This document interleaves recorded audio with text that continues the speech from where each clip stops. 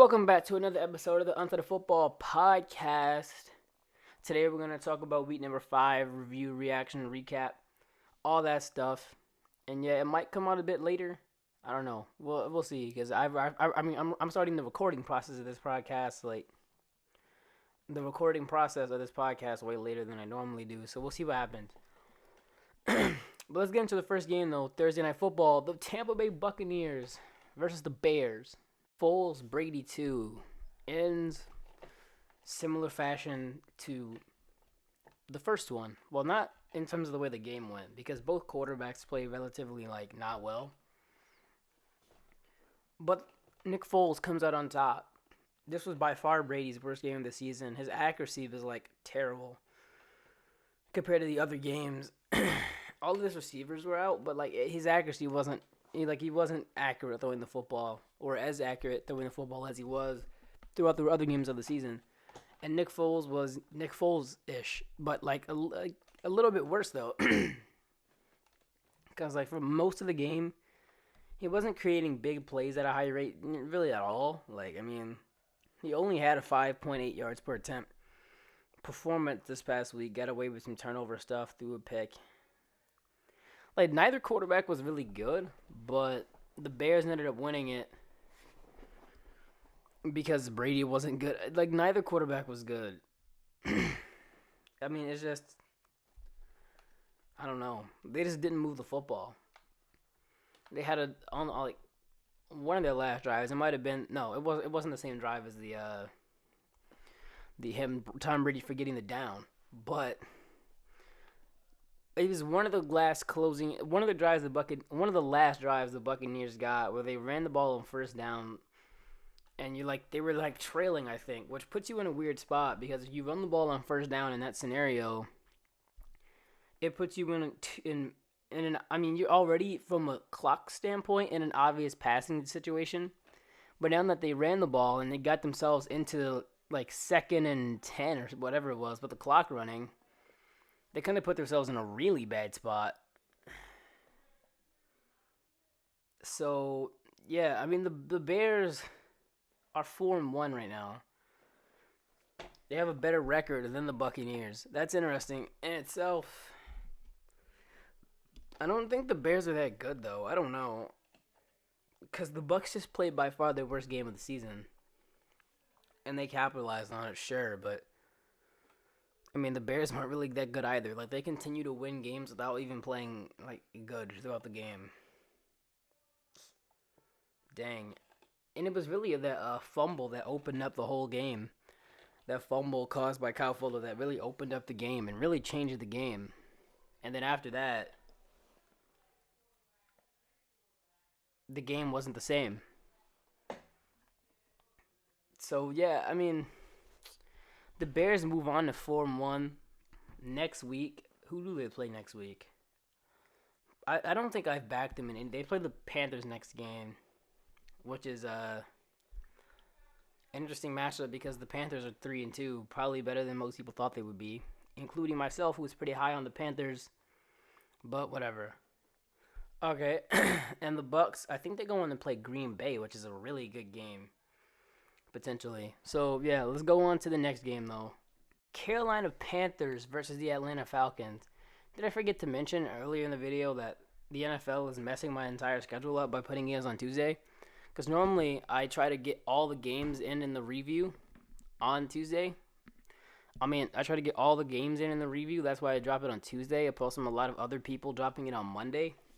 But I can't even do that and get all the games in anymore because they're playing games on Tuesday now. So, yeah, Panthers continue to win, continue their winning streak without without McCaffrey, and their offense continues to be much better than it was with McCaffrey, with Mike Davis in the offense. And it's really because, like I said, when he first got hurt, it might make the team better. It might make the offense better because you're not trying to dump 100 targets to a running back. Because you're not coming into the game with the intent on, let's get McCaffrey 10 catches and they're not coming into that with that mentality. And PFF's Ian Hart has dropped the stat something like Christian McCaffrey was the first read on 50 or like 57% or like 70% of his of the Panthers plays. He was like the first look on 70% of the plays, which isn't really ideal and efficient. And Mike Davis is only like 37% of the time the first look, which is pretty much the biggest difference. You're not looking at McCaffrey. You're not trying to get to McCaffrey when you get the ball. You're looking to go down the field, which is way more efficient than giving it to McCaffrey. And their offense, from an EPA standpoint, has been more efficient because of it. They went from like 24th to 7th in EPA per play with McCaffrey out. Now, the Falcons, on the other hand, I think I picked them. I don't remember. The Falcons are terrible. I'm never backing the Falcons again. Probably will next week. I said that probably every week. Fuck the Falcons. But, yeah. Dan Quinn, on the other note, Dan Quinn and Dimitrov both out. I think it's official. Yeah, because I saw the yeah, so it's official. Dimitrov and Quinn are both out now of Atlanta. I wonder who's going to take that job. It's potentially a pretty enticing. It's a pretty enticing place, though. Where if you go there, you're probably expected to have immediate success. So yeah, but because like you have a potentially high draft pick now, and and Calvin Ridley, Julio Jones, like you have a potentially lethal offense. The defense is bad, but. Yeah, it's bad. There is no but. It's just bad. Their defense sucks, but yeah. They only gave a 23 to Panthers. So, maybe the Panthers are a pretty good group. Teddy Bridgewater played his best game of the year today. Maybe not his best game of the year, but he played a much cleaner game. He didn't have the ball at harm's way nearly as much as he did last week. But yeah, the Falcons just really couldn't score. The Falcons aren't good. I don't know. Julio didn't play, right? And then Ridley might still be hurt. I'm not sure, but they just don't look good this season. And they fired Quinn. Bieniemy, Dabble. I don't know. Like, who else is a candidate? Joe Brady, if you really want to go that route. Yeah, it's a. There's some pretty good candidates out there for coaching for the Falcons. So, yeah. On to the next game, though. We have the Bengals versus the Ravens. As this game was not good. This game was pretty ugly. 27-3 massacre as Baltimore steamrolls over Cincinnati and covers 12.5. And in a game where I thought Joe Burrow would put up more of a fight. They get train wrecked. Joe Burrow wasn't good. Yeah, everyone wants to talk about the O-line and how much he's under pressure every time someone brings up Joe Burrow. Like, he made some awful decisions today. Same with Lamar Jackson. Lamar Jackson, he's pretty good against Washington. But against Kansas City, he was pretty bad. And then against Cincinnati, he was awful. But they ended up winning. He threw a terrible pick directly to a linebacker. Had one dropped. It ended up being caught, I think. That ended up being a catch for his team after going through the hands of a defender. I'm pretty sure. Lamar Jackson wasn't good today. The Ravens as a whole weren't really that good today on offense, at least. They blitzed a ton. They hit home more than they did against Washington. So, yeah. It's Joe Burrow got blew out in a way I didn't think he'd be able to get blown out. He wasn't good, though. Nor was Lamar. No quarterback in this game was... neither of the quarterbacks that played today were good. Lamar was awful. Burrow was awful. Just the Ravens are a much better team than the Bengals, so they won the game. But as a whole, the Bengals were bad. Joe Burrow continues to be the worst deep thrower in the NFL for some reason, which is unknown. He's out of guys that have thrown at least 2 attempts, which has... Oh, hold up. Never mind, Hold on. Out of guys that have at least 5 attempts on the season throwing 20 yards plus down the field, Joe Burrow Oh, hold on. Out of guys that have thrown 6 attempts, Joe Burrow was 7th in attempts with 24. 1 completion, 1 drop, which equals an adjusted completion percentage of 8.3, which is second worst in the league, only behind Jimmy Garoppolo, who is 0 for 6 right now throwing the deep ball. I mean, only above Jimmy Garoppolo, who's 0 for 6 throwing the deep ball. So Joe Burrow, for some reason, continues to be the worst deep thrower in the NFL, when that wasn't the case in college at all. So how concerned should we be? Probably not much. But maybe a little, maybe a tad. Because like in college, Joe Burrow was first in adjusted deep ball completion percentage with 60. Like that's in 2019, he was good throwing the deep ball. He was the best quarterback in the nation throwing the deep ball. But that quickly flipped. For what reason, I'm not quite sure. And like, yeah. I mean, he's so bad that he has to get better at it. Like, that's kind of how stuff like that works. And on top of the fact that he actually was good at that. But it's just interesting how he's the worst deep ball thrower in the NFL right now. Jimmy Garoppolo only has 6 attempts, too. But, like, everything up to that, like the short game, the intermediate, he's been phenomenal in the intermediate. I mean, on the intermediate stuff. Good in the quick game, good in the short stuff. But the deep stuff just isn't there. I mean, it is what it is. Joe Burrow, he's been fine. I mean, like, we see what he offers. He might not be a particularly good quarterback right now, at least. I don't know. Because he does show enough to tell. He does show enough to show you that he is. Never mind. He's a good quarterback, but I think some people are taking it a little bit overboard. Like, yeah, most of it you could put on the supporting cast, but I mean. Yeah, Joe Burrow's fine, though. I mean, it's just interesting how he's the worst deep ball thrower in the NFL. And on another note, Lamar Jackson's one of the worst deep ball throwers in the NFL. So is Patrick Mahomes, oddly. Looking at it, Patrick Mahomes is 26th in adjusted deep ball completion percentage. We'll talk more about him later. Lamar is 28th, which is really interesting. How both just regressed off a cliff. Like, Mahomes is like 6th last year, dropped down 20 spots this year. It is what it is, though. Let's get on to the next game. And we're going to talk about Jacksonville versus Houston Texans.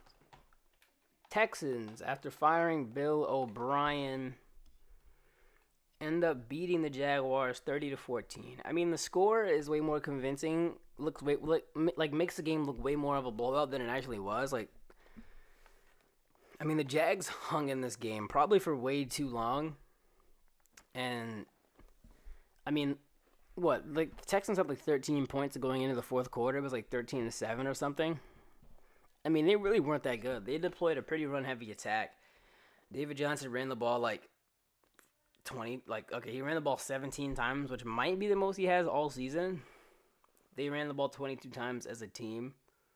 I mean, yeah, it wasn't a great offensive performance. It wasn't like Bill O'Brien's gone and now they look great. Because Bill O'Brien did good stuff as a coach. Like, it feels more like they fired their GM, but he also just happened to be the coach, so he had to go too. And, like,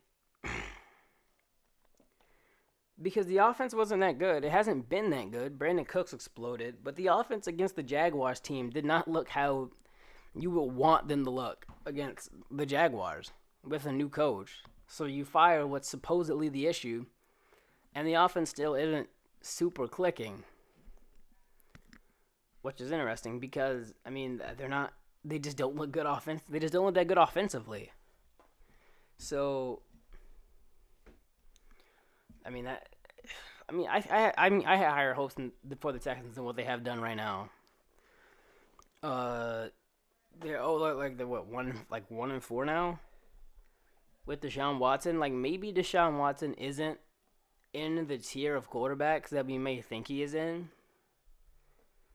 Like, I don't know.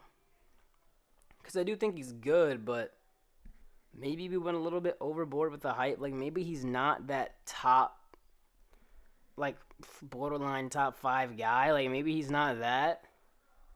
And like I've been in that camp for a while.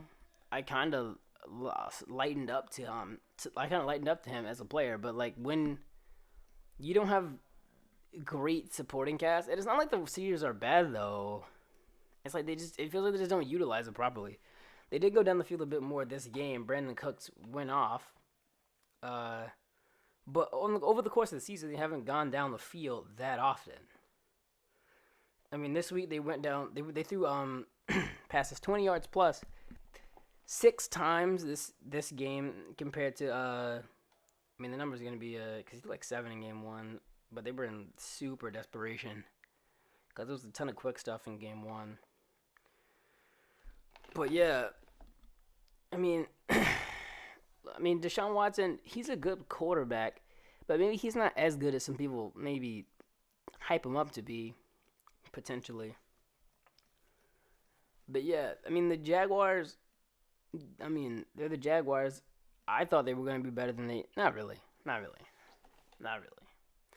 didn't really think they were going to be better than what they are right now because I just only expected them to win games they shouldn't win out of nowhere.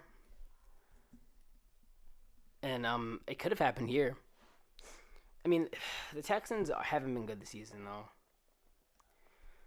I wonder who their coach is going to be. Eric Bieniemy. I would like to see that.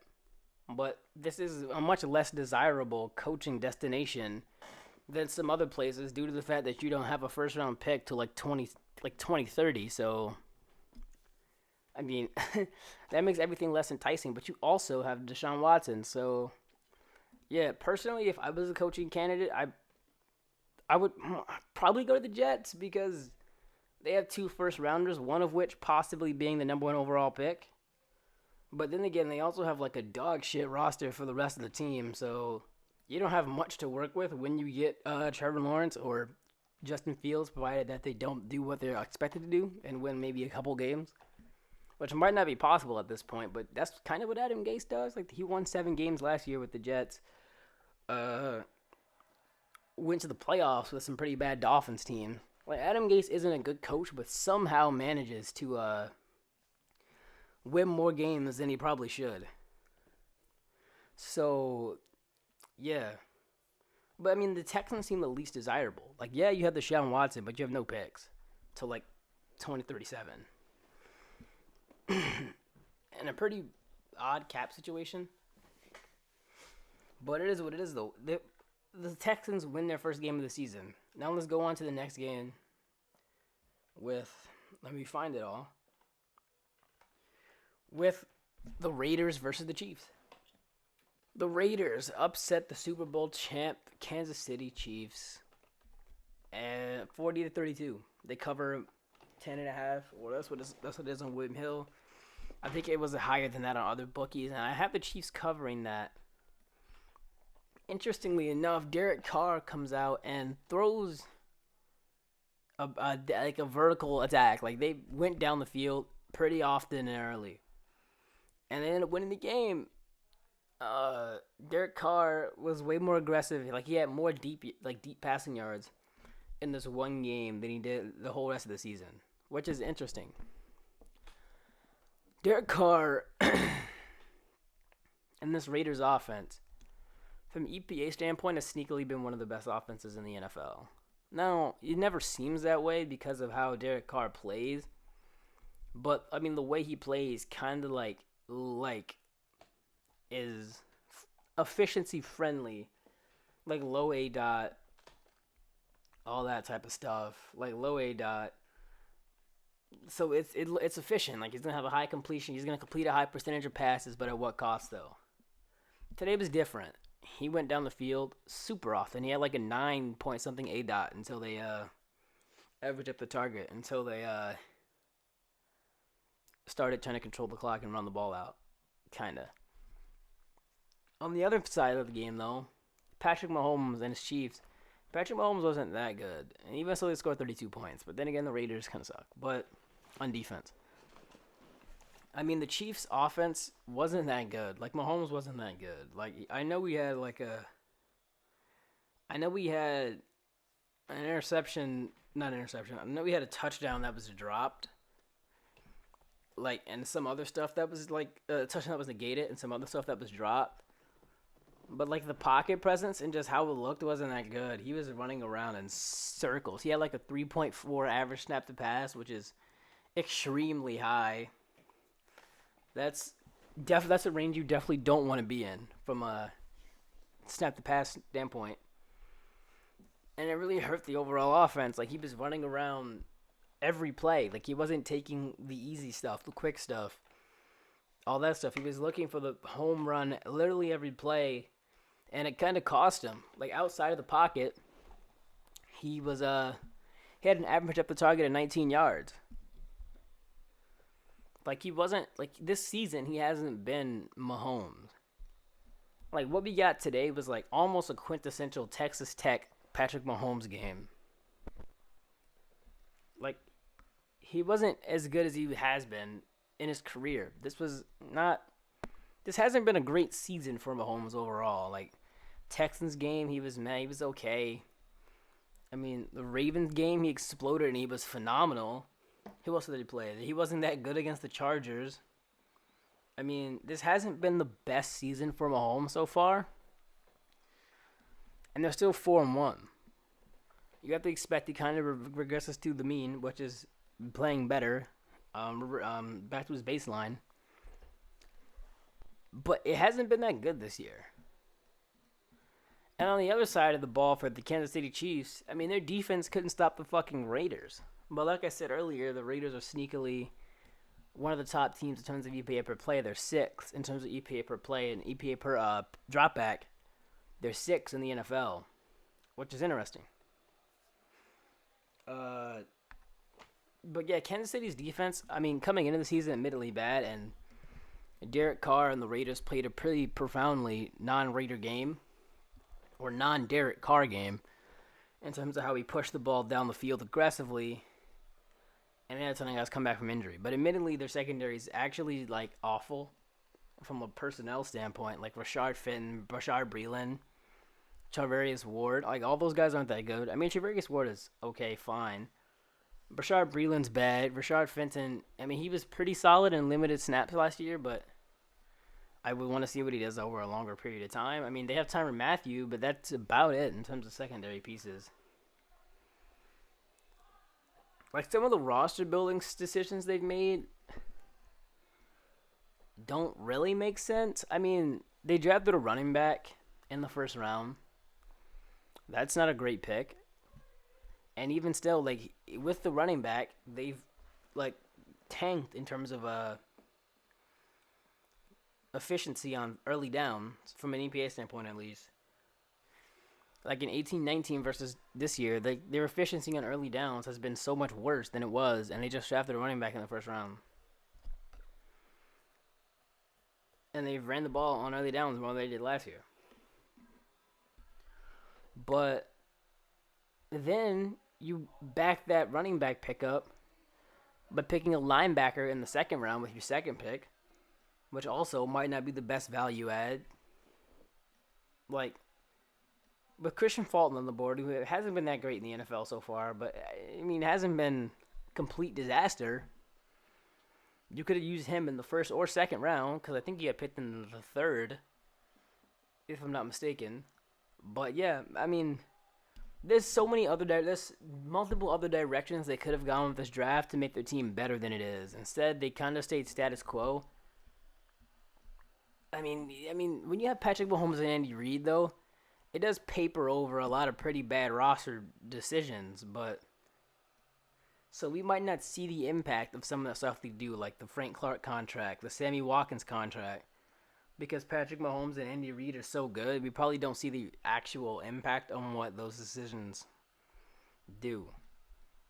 But the Chiefs, though, 4-1, Raiders 3-2. I don't think the Raiders are true AFC West contenders, but maybe they're like something. I don't know. On to the next game, though. Arizona versus New York. This game was... I don't really want to talk about this, so I might spend like 10 seconds on this game. Joe Flacco comes in for Sam Darnold. He's not better than Sam Darnold. He might not be too much worse, though. I mean, if Sam Darnold was in the game, I don't think the outcome is any different. I mean, yeah. The team. I mean, the Cardinals, I don't think the Cardinals are even that good, though. But, yeah. DeAndre Hopkins continues to be amazing. This game, though, finishing with 21 yards per attempt, which is more than double his yards per attempt coming into this week. Which, you kind of want to see. This game, Kyler Murray threw 5 deep shots, 80% adjusted completion percentage, 4 for 5. I mean, I don't think the Cardinals are good still, but they just beat the Jets. The AFC West, I think it's a bit overhyped how good the AFC West is. Like, when you think about it, the 49ers might be trash now. The Rams got to play the AFC East. The NFC East. The Rams got to play the entire NFC East. They beat all of them. They're 4-0 in the NFC East. The NFC East as a whole, has 3 wins. No, 4 wins, because Dallas has 2 now. The NFC East as a whole has 4 wins. And the Rams have 4 wins versus the NFC East. So the Rams got to play the NFC East. The Seahawks are legit great. They haven't got to play the NFC East yet. Well, they got to play Dallas, but the rest of it they didn't get to play. I mean, the Cardinals are what the hell was that? The Cardinals aren't that good. And yeah. I mean, this division might be a tad bit overrated at this point. Talking about how tough the NFC West is. Like, the NFC West might not be tough at all. Like, they might legit only have one contender. They might have, like, one team that is a legit contender, and that's the Seattle Seahawks. 49ers might not be that team. I expected some regression from the 49ers. Not this damn hard. Jimmy G wasn't good, but this isn't about Jimmy G right now. I'll get to that later when I talk about the Dolphins game.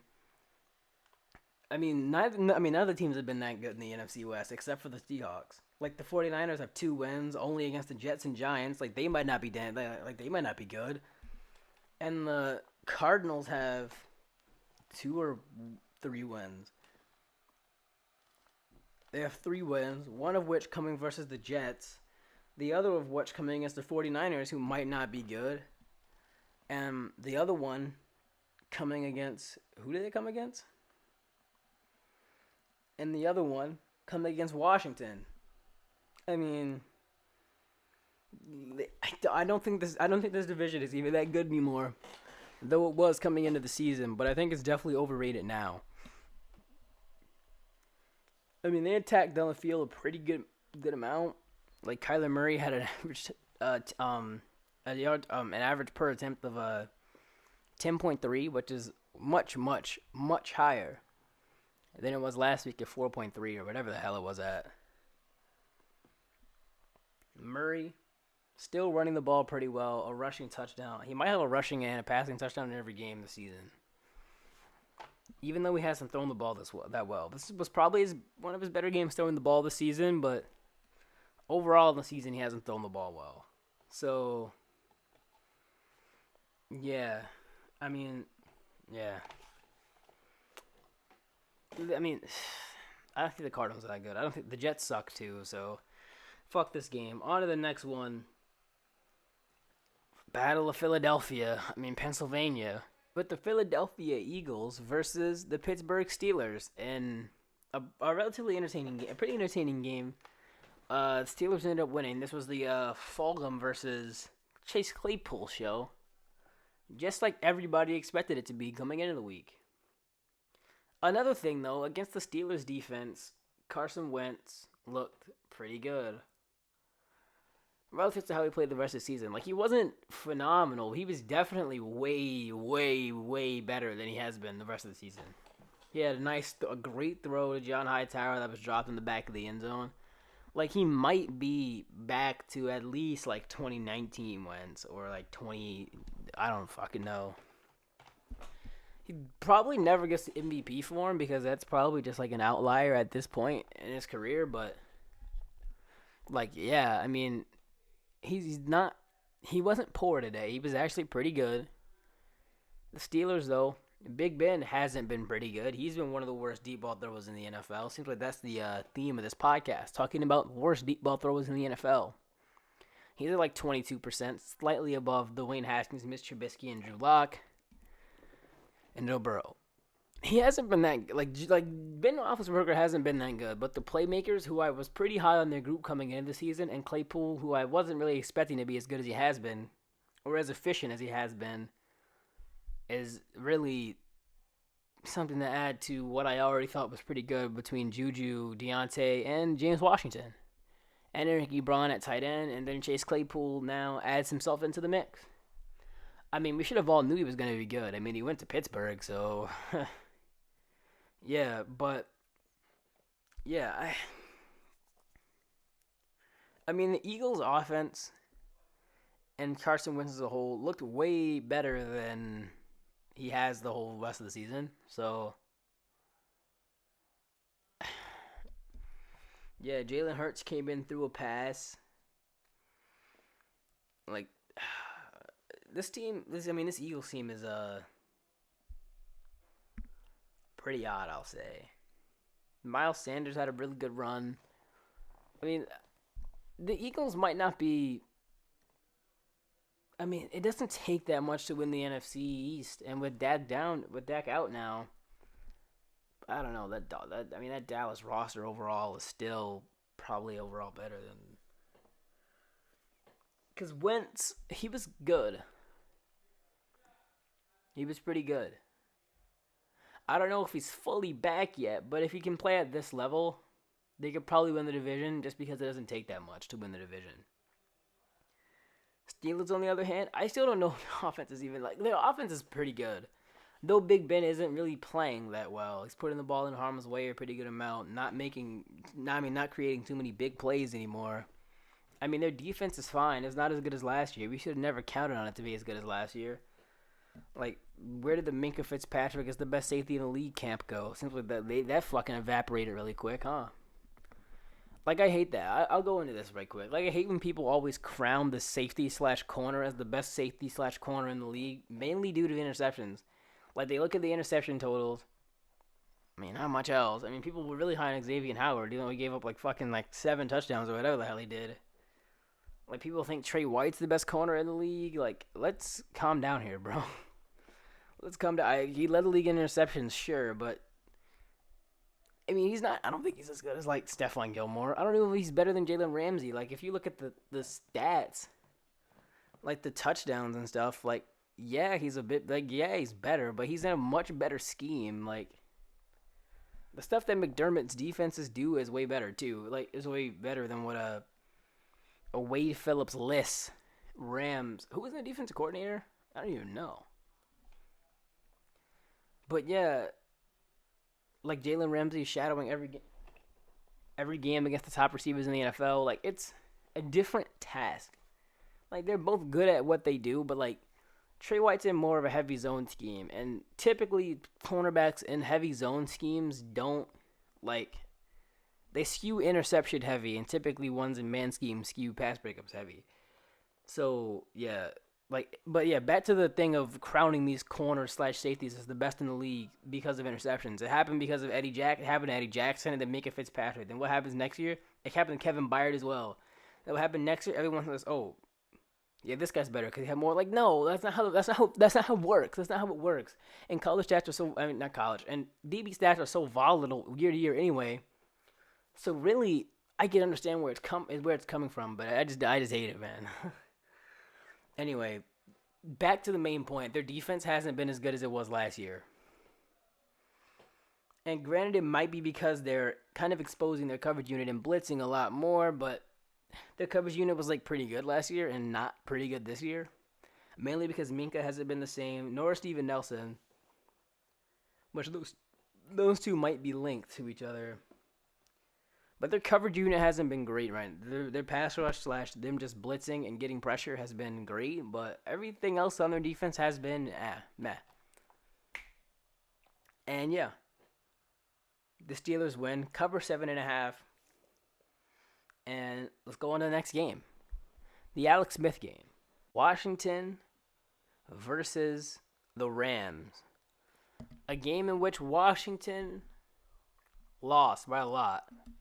Alex Smith played, though. Alex Smith played for the first time in a year and a half or something. Nice miraculous comeback. Near death. I don't want to go too hard on the guy. But, yeah, it seemed like he was under pressure like every other play. Aaron Donald was, like, jumping on his back like the first play Alex Smith was in the game.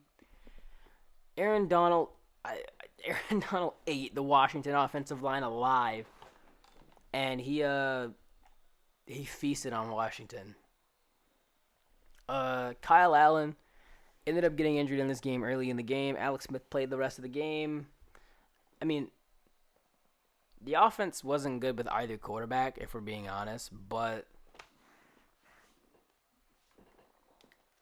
yeah, the offense wasn't good with either quarterback. Like, I mean, let's look at this team. Let's look at what the team did. I mean, okay, Kyle Allen, 5.7 yards per attempt. Alex Smith, 2.2 yards per attempt. The team as a whole threw the ball for an average of 1.8. 1.8 yards per attempt. In fairness, the offensive line gave up a ton of pressure, but that's not a good look. That's not a good look. I want to talk about this from a fantasy outlook. I mean, Alex Smith isn't starting next week, but Kyle Allen was not good either. We knew he wasn't good. Like, at least last year, he was giving some fantasy-friendly shots down the field to, like, DJ Moore in the tight windows, which led to more turnovers. I mean, he also had some caused by fumbles, but it's a different thing because Terry McLaurin is really good. He's the only fantasy viable player on the team. Maybe Antonio Gibson, but it's like he's not getting the receiving role that you want him to get. Like, J.D. McKissick led the team in targets with 8, had 6 catches for 46 yards. Like, he's not getting the amount of targets. Like, he had 5, but, like, you would want the other 8 to be going to Gibson from a fantasy standpoint, at least. It's not really a great idea to have a running back with 13 targets. But, I mean, despite that fact, from a fantasy standpoint, like, you want him to take the McKissick role because he has the early down role. Just give him all of it. Just give him the whole offense. McLaurin's the only fantasy viable player on the team, right? And if you're going to have quarterbacks with the lowest ADOT in the NFL and an offense that doesn't attack vertically down the field, then, you know, his fantasy viability is really dropping because you're really relying on him to get like 10 catches a game because he's not getting fantasy-friendly shots down the field. And that's possible, but when he's literally the only player on the team, that on the offense that you can key in on, it becomes more difficult. But yeah, I mean, the offense is just bad. Like, what are they in terms of EPA now? Because they probably have to be like bottom. I mean, they were already like bottom 4. They were already 28th. Let me see what they are now though. Because I mean, this offense is just bad. Like, they don't run any play action. Like, at least they're 31st now. That's more like it. That's more about where they that's more where they felt like they were. Not 28th. Because I could not name you for the life of me an offense that was worse than the Washington football team. And yeah, but yeah, Washington's offense is just so basic. It's like they ran, at least with Dwayne Haskins in the game, they ran play action at one of the lowest rates in the NFL at 25 point. Whoa. They ran play action at one of the lowest percentages in the NFL at a percentage of 27.6. 25.6, which ranked 27th. I mean, that's not where you really want to be. I mean, that's not really where you want to be. That's not great. I mean, the bottom 5, though, are pretty interesting, though. You have Big Ben, Sam Darnold, Tom Brady, Drew Brees, and Deshaun Watson. So you have two offenses that haven't been good, three offenses that really haven't been good, really, and then two that have been pretty good. But I mean, Big Ben, we know he doesn't like play action. He doesn't like to take his eyes off the defense. But Washington's offense isn't great from a play calling standpoint or like a personnel standpoint either. They need a full offensive overhaul, like I said on other occasions. What does that sound? And why is that sound? But it is what it is, though. Let's go on to the next game with the Miami Dolphins starting the 4 o'clock slate versus the 49ers. 49ers get waxed at home by the Miami Dolphins. 43-17. Dolphins cover +8. I mean, where do I even start with this game? No, I know where to start. Jimmy G was horrible. Like, he was bad. He couldn't complete a pass, had the ball in harm's way a ton. He was bad. Like, he was, like, bad. Gets benched for C.J. Beathard, who is also bad. So, yeah, I mean, the 49ers, like I said earlier, could possibly be an overrated team. And the Dolphins could also probably be an underrated team. I mean, I was high on them coming from the season for whatever that's worth. Let me maybe take my victory laps, potentially. I mean, they got their guys back healthy on defense. They got Byron Jones, Xavier Howard, Preston Williams had a big game. Ryan Fitzpatrick had a huge game. I mean, it's really difficult to predict the Dolphins because you never know what Ryan Fitzpatrick's going to do. And today was just a game where Ryan Fitzpatrick decided to turn into Patrick Mahomes or whatever great quarterback you want to name. He went off. Dang. He went off. And the 49ers side of the ball did not go off, and their defense just gave up 43 points to Miami Dolphins, which isn't a great sign. So, yeah. I mean, the Dolphins might not be that bad, though. The Dolphins might not be that bad. But Jimmy G gets benched. I mean, like I said earlier, I expected some regression from them. But it's been a stark, hard regression, potentially. Now, they are banged up. Richard Sherman's possibly coming back next week when they play on Sunday Night Football. Also, I mean, some people have tried to say that Jimmy G isn't fully healthy, and that's why he played poorly, which is quite possible, but I mean, some of his decision-making stuff, I mean, he wasn't good. Jimmy G was pretty bad. I mean, they ran the ball well, for whatever that's worth. I mean, as a team, they ran the ball 19 times, 131 yards, 6.9 per attempt, and they still got blown the hell out. So, yeah. But yeah, the Dolphins are an interesting team. They're difficult to predict. They're unpredictable, as that word normally gets said. Yeah, though. The 49ers might not be a good team. I've already talked about them kind of in more detail than I probably should have in a different section, so I'm not going to talk about them now. But yeah, the 49ers aren't that good, and the Dolphins are possibly underrated. I don't know. But yeah, let's go to the next game, though, which was my game of the week coming into the week. Cleveland Browns versus the Indianapolis Colts. Cleveland wins 32-23. They cover one. They came into this game favored it. Huh, interesting. I didn't think that was it. That one must have really flipped. What? Because when I previewed the game, I'm pretty sure Cleveland was plus 2.5, and somehow now they're -1. Interesting. But I also previewed it on a different sportbook, so yeah. The Colts, coming into this game, I thought they were overrated. I mean, they kind of proved me right here. Like, their defense isn't that good. It really isn't. Stefanski, who's been one of the best play callers in the NFL, kind of proved that this defense isn't that damn good. Like, their defense isn't that good. And it got showed today. And Baker didn't even play that well.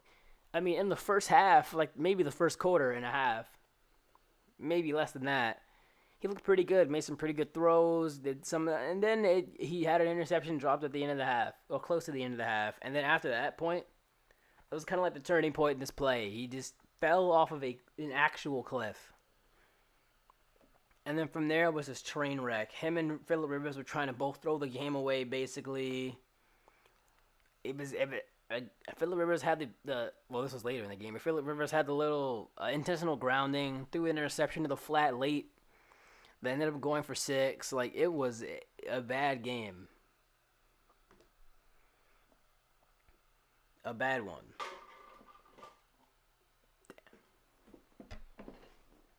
I thought I spilled some juice. My bad. Anyway, though, the Browns, I mean, they didn't even run the ball that well. This is probably this is like the most Baker threw the ball since week 1, I think. 37 times. Dropped back 38. I mean, or 30, 39.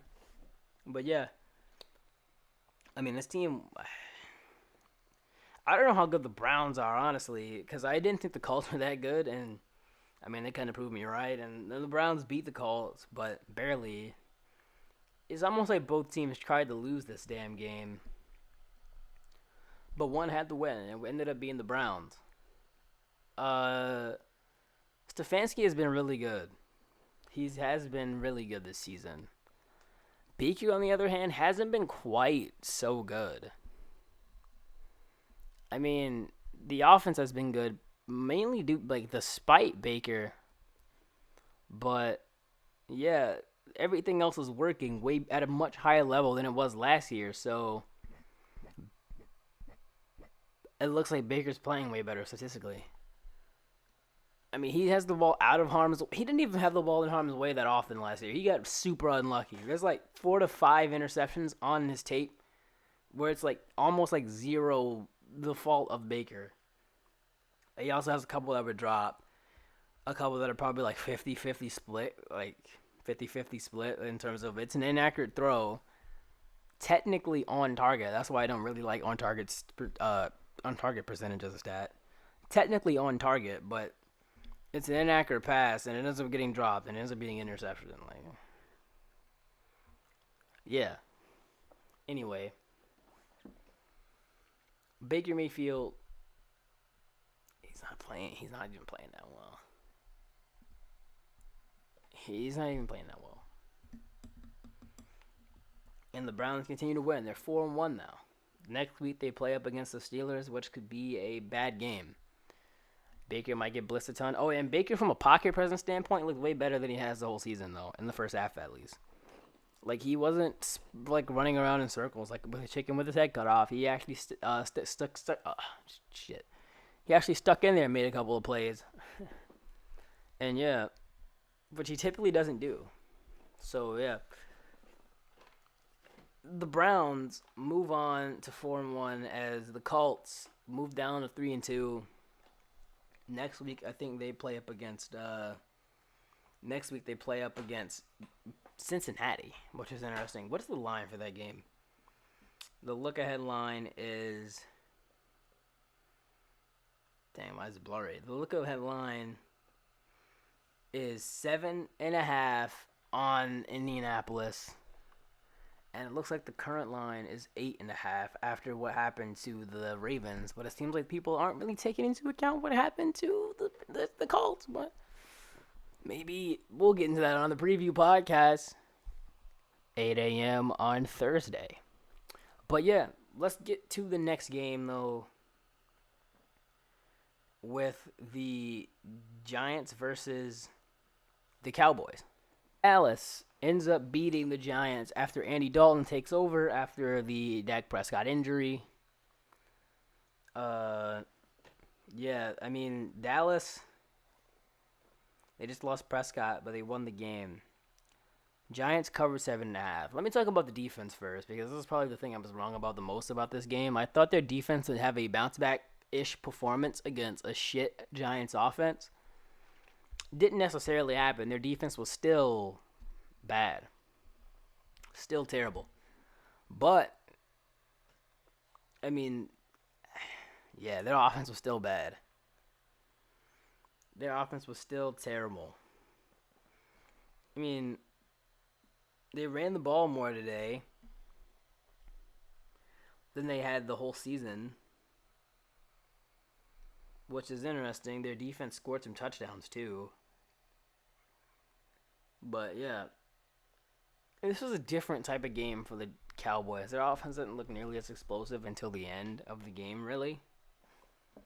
But yeah, CeeDee Lamb went off, 11 catches, 8 yards. I don't know where, from a fantasy standpoint, he is from a fantasy standpoint. Because he's not getting this type of targets share every game. Like, Amari Cooper coming into the week was first in the entire NFL in targets. Now, granted, they passed the ball less today, and less of those targets went to Cooper. He only had 4 targets, 2 catches for 23 yards. But I don't know. I don't know how many guys. I don't know how this receiver core is going to work for Dallas from a fantasy standpoint. Like, sure, obviously it works well in real life, obviously. But, yeah, let's talk more about the Dak stuff. Dak is injured. Which really hurts for the Cowboys, though I don't think it hurts their chances of actually winning the division, mainly because the division sucks. And, like, from a talent standpoint, Dak's better than Dalton, yeah, but I think there's a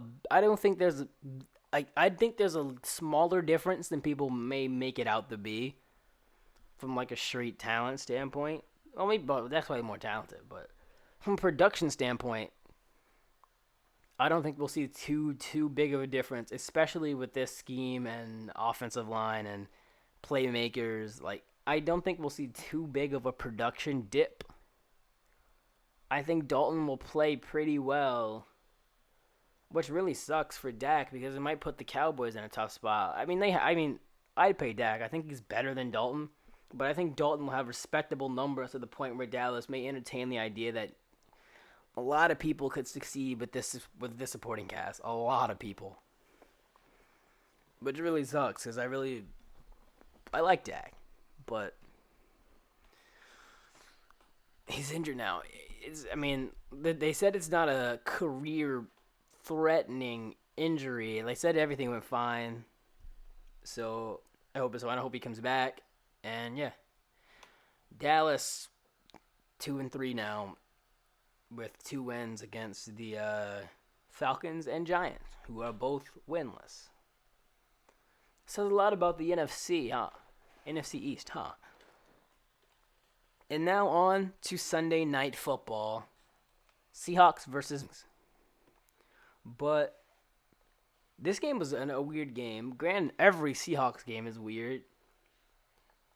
I mean, the Seahawks were, like, bad in the first half. Like, really bad.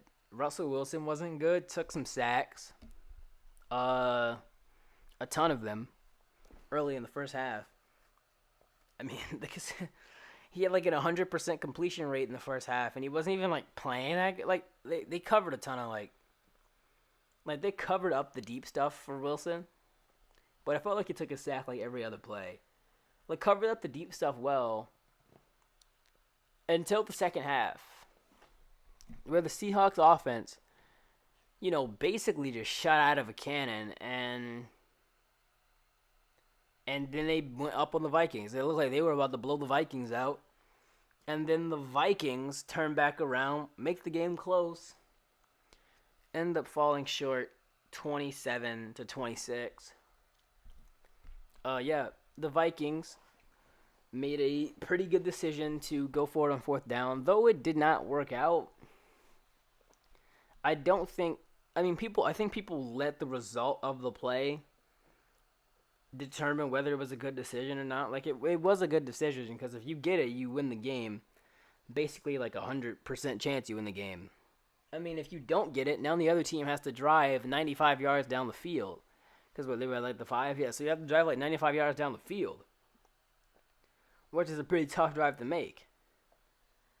Like, if they kick the field goal, it's a 75-yard drive. Granted, it's 2 points, but it's still a 1-score game. So... And, like, I mean, technically, they could get the touchdown and miss the extra point. You're in OT. You're in the same situation as they did it and got the 2-point conversion. So, I mean, yeah. I mean, if you don't get it, But you could miss a field goal too. But if you don't get it, you do put yourself on the mercy of the offense. And they put themselves at the mercy of the offense, which is one of the best offenses in the NFL. Like, kicking it might have been the right decision there, but I don't know. Because getting it, you win the game basically 100% chance you win the game. And then that's what win probability would say, all that type of stuff. That's what all the math would say. Like, you get it, you win the game. They don't get it. I mean, yeah.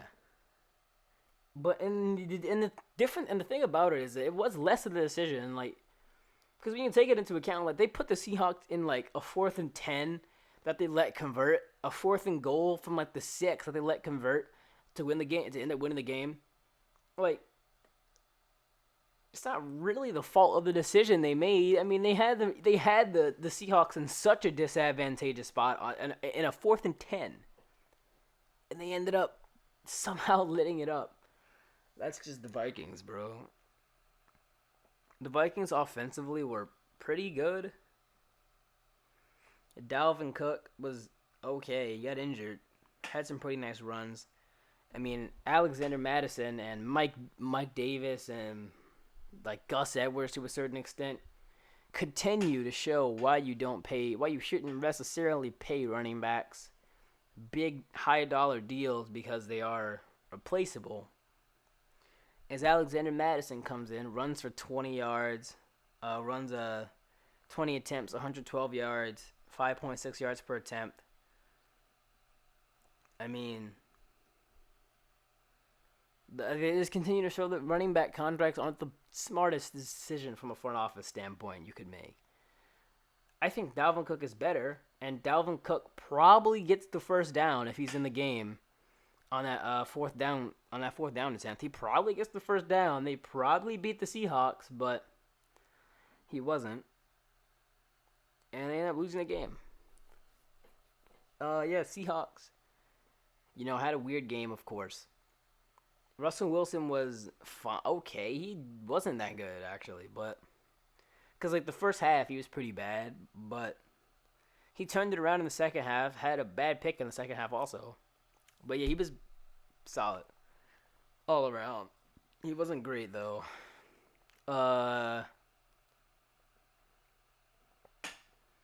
He wasn't great.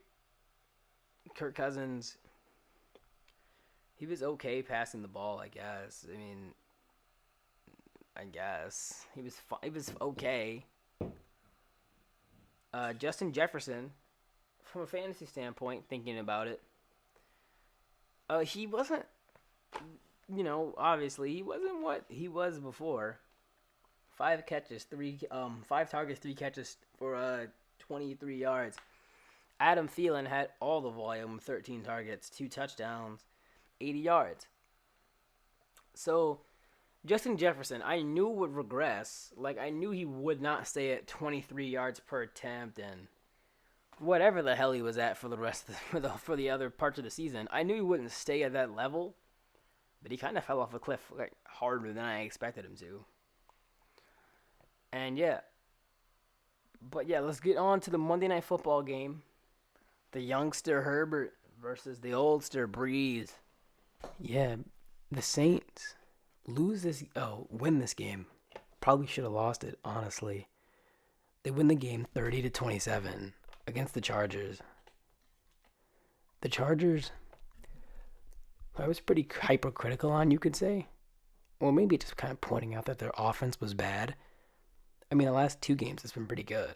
Versus the Bucs and Saints, 2 pretty tough defenses as well. Herbert's looked pretty good the last 2 games at least. The first 2 games were probably a bit overrated, but the last 2 have been pretty good. At least the first half of this game was pretty good. The second half was a bit rough, but the first half was really good. Still made some good throws in the second half. Mike Williams is a beast. I mean, this game was fun, I guess. Like, Breeze's first half was pretty bad, then Breeze's second half was pretty good. Made some throws over the middle of the field into some tight coverage, outside the numbers, some deep stuff. I mean, it was an okay game from Breeze all around, probably. He had a pretty bad pick. I mean, the Saints, I don't know if they're Super Bowl contenders, but the NFC is kind of open. I mean, so is the AFC at this point, really. With how vulnerable the Chiefs and Ravens might show that they could be. So, the NFL is really the NFL as a whole is open now, kind of. But yeah, the Saints end up winning this game. I keep saying they lost. They kind of lucked out. The Chargers, with a pretty weird decision at the end of the game, the kind of to throw short of the sticks. To throw short of the sticks on a really key play at the end of the game to get a first down, and you throw short of the sticks. That's pretty weird. That's the second time they've done something like this, which isn't ideal. So, yeah, they're 1-4 now. Herbert's been encouraging, though I wouldn't say he's been good so far. Well, the last 2 games he definitely has, but overall on the season, I don't think he's been as good. Like, he's creating these high-end plays, but the consistency from, like, a throw-to-throw basis isn't really there. Like, there's still he had, like, a drop pick, I think he might have had, like, 2 dropped interceptions this game. It wasn't great, and both of which came in the second half. I mean, the game wasn't great. Not that it wasn't great, because it was good, but, I mean, yeah, he also ran himself into a bit of pressure. On top of the O-line being bad, you really have no room for error in that type of situation to run yourself into pressure. But yeah. Then you have Kamara making these crazy sideline catches after being pretty bad the whole night from a receiving standpoint. He dropped a ton of passes. Ended up making up for all of that with a great juggling catch, which ended up basically winning them the game. Alvin Kamara is really good, and his catch sent it to overtime, really. So, yeah. I mean, yeah, that's about all I'm gonna say. I don't do the fantasy review or whatever for the week anymore. The NFL wanted to mess up my schedule. I can't get all the games in because I'm shopping Tuesday and Thursday at 8 o'clock every day. Untitled Football Podcast, you know. But yeah, there's a game tomorrow. Bills versus the Titans. And hopefully we see some good football there. That should be actually a pretty good game. That was going to be my game of the week, but the status of that game was up in the air that I didn't want to make it the game of the week for it to not happen. So yeah, it's happening on Tuesday. I think it's gonna be a pretty good game, though the Titans could be potentially like ravaged due to COVID. But yeah, Bills versus the Titans on Tuesday. But this is the end of the podcast today, though. Hopefully you guys enjoy. A whole bunch of more content coming. Make sure you subscribe to the channel, like, subscribe, comment, all that stuff. Turn on post notifications, though you don't really need to do that if you just know that it's coming out every Tuesday and Thursday at 8 o'clock. But to make sure that you don't miss a podcast or any video for that matter, make sure you hit the subscribe button and the bell. But yeah, I'm out. Peace.